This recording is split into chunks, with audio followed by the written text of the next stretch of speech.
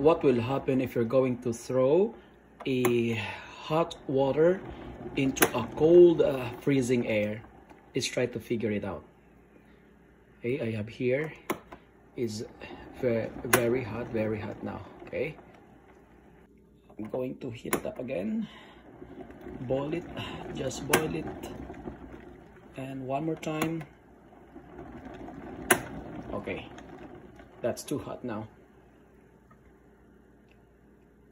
So we have a hot water here, and let's try to figure it out what will happen if we're going to throw it in a freezing temperature. Okay, first attempt.